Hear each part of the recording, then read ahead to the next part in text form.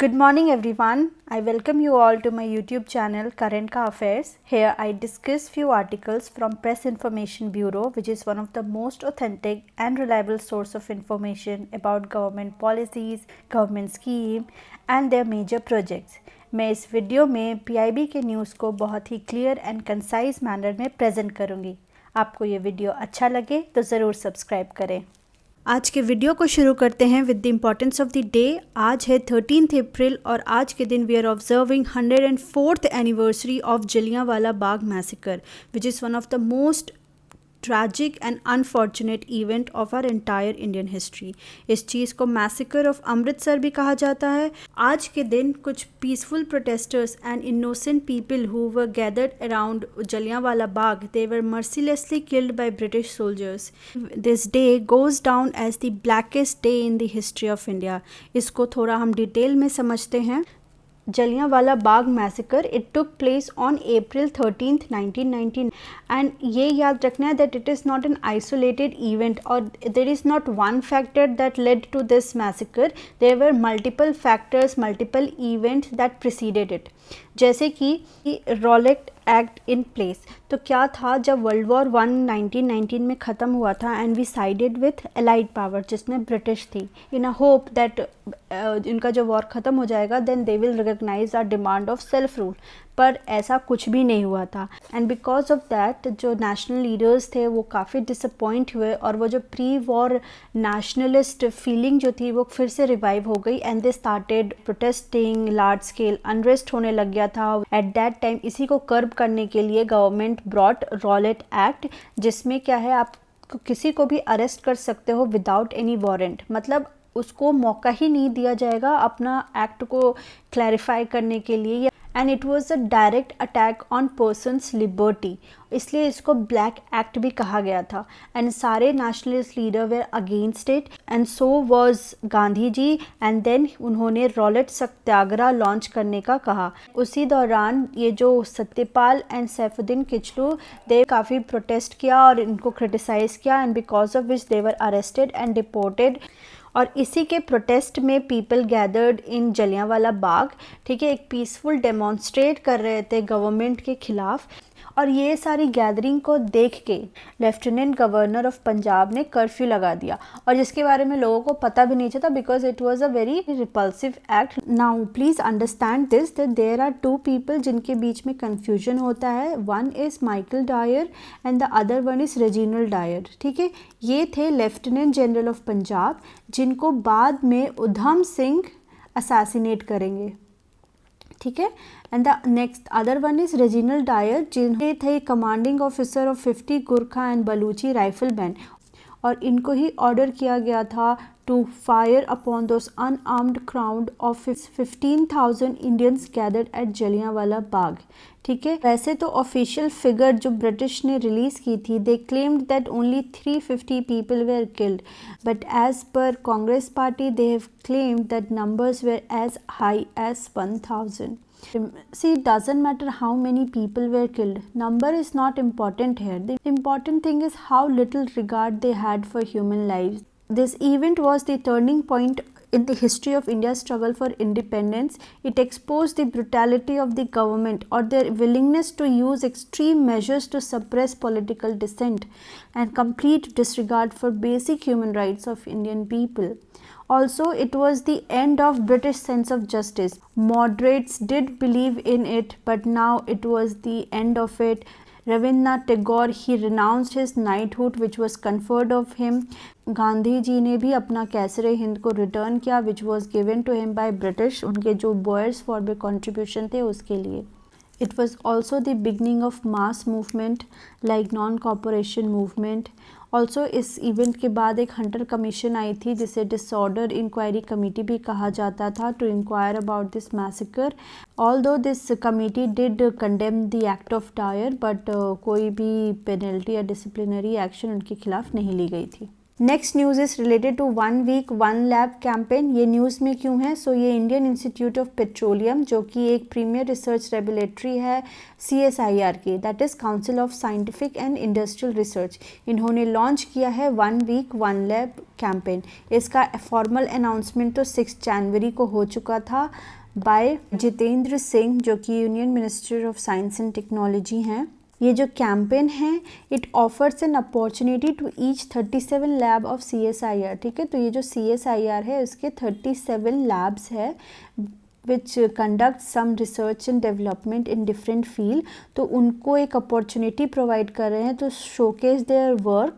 इसके अंदर they will also identify niche technology of each science lab, ठीक है, उसकी फंडिंग, अगर कोई मैन पावर की ज़रूरत है तो, और फिर इंटरनेशनल कोलैबोरेशन जिससे उनको और इम्प्रूव किया जा सके। इसका ऑब्जेक्टिव है to turn all 37 CSIR lab को into a global centre for research and innovation.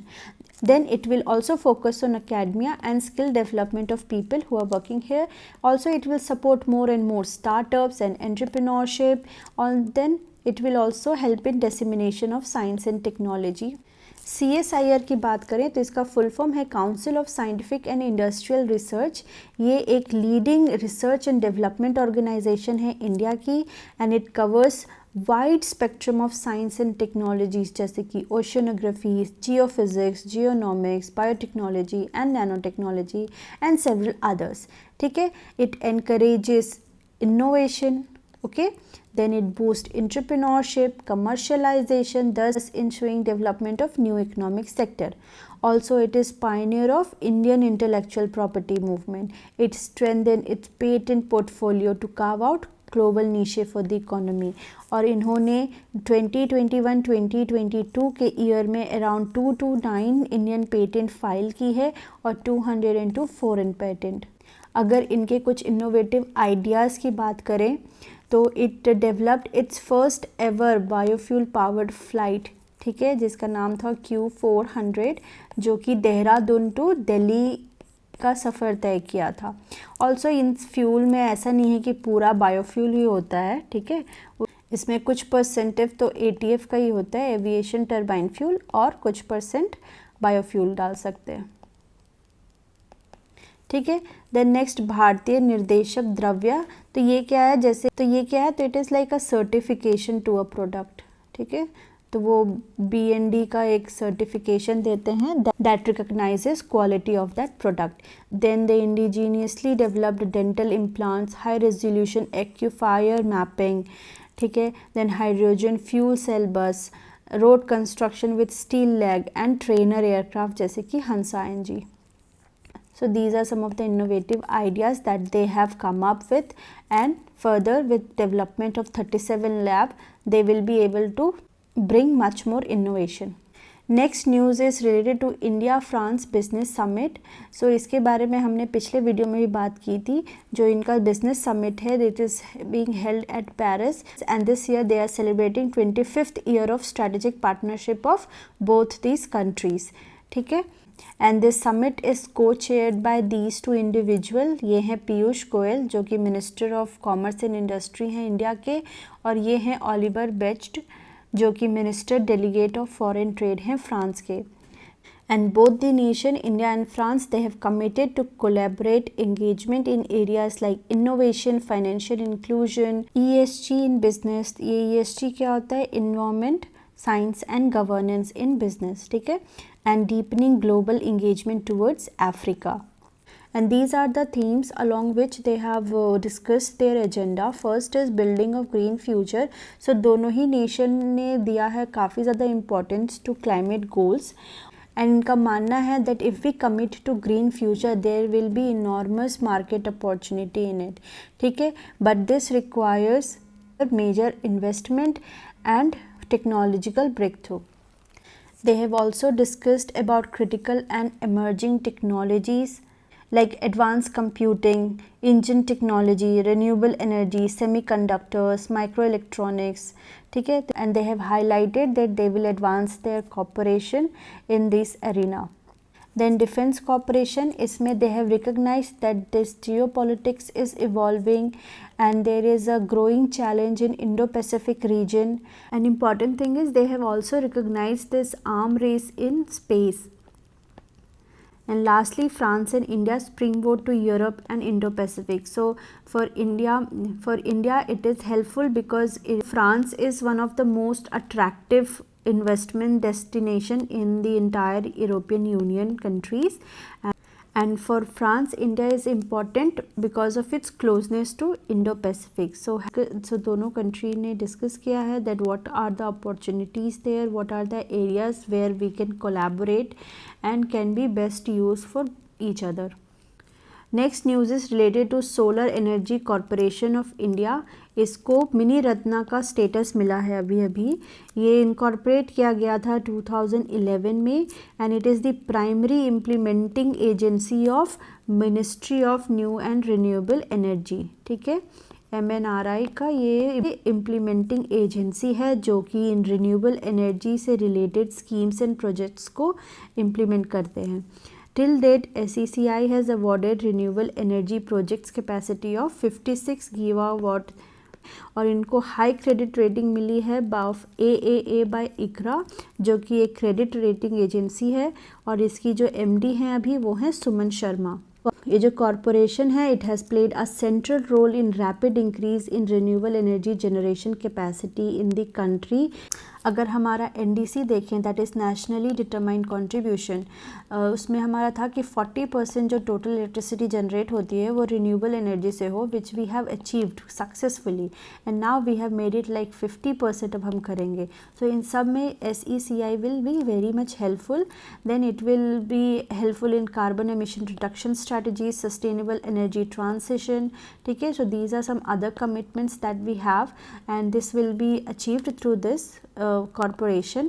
Also जो हमारा पंचमित्रा का टारगेट है वेयर हम लोग को जिसमें 500 gigawatt of non fossil fuel based capacity generate करनी है बाय 2030, तो इसमें भी ये हेल्प कर सकते हैं. So these are some of the achievements and further commitments of this corporation. यहाँ देखते हैं कि अगर कोई भी पब्लिक इंटरप्राइज है उसको मिनी रत्ना का कैटेगरी का स्टेटस कब मिलता है. So first is it has to make profit for at least 3 year continuously. ठीक है, ऑल्सो जो ये जो प्रॉफिट है वो प्री टैक्स प्रॉफिट होना चाहिए at ₹30 crore in at least one of these 3 year. ठीक है, and then they should have a positive net worth. So ये काफ़ी ज़्यादा स्ट्रिंजेंट नहीं है, so many can achieve this with slight caution and commitment. Now here are some of the honorable mentions. First news is related to Vande Bharat train. So Prime Minister Narendra Modi has flagged off Rajasthan first Vande Bharat express जो कि अजमेर और दिल्ली के बीच में है. वंदे भारत जिसको train 18 भी कहा जाता था, this is one of the most fastest train in India right now. Also it is synonym with the development, modernity, stability and self reliance. Also ये जो मेजर सिटीज़ हैं इंडिया के उनके बीच की दूरी को कम करती है which will help in economic progress of our country. Next news is related to international conference on defence, finance and economics जो कि न्यू दिल्ली में होने वाली है. इसे अटेंड करेंगे हमारे defence minister Rajnath Singh and they will discuss about some legal and procedural defence finance framework. Next news is related to Shanghai corporation organisation young author conference जो कि न्यू दिल्ली में ही हो रहा है और इसे इनॉग्रेट किए हैं मीनाक्षी लेखी ने. This will recognise culture and common heritage of the nation of SCO and will build ethos and social value system in the youth. Last news is 5th India UK Home Affair Dialogue जो कि new Delhi में होगा and here both the nation will discuss several issues and both the nation will explore opportunities of cooperation जैसे कि counter terrorism हो गया, cyber security हो गया, anti Indian activity and also जो recent pro Khalistan extremism हो रहा है उसके बारे में भी they will discuss. So that's all for today. अगर आपको ये वीडियो अच्छा लगा हो, आपके काम आया हो तो प्लीज़ लाइक एंड सब्सक्राइब करें. I will see you tomorrow.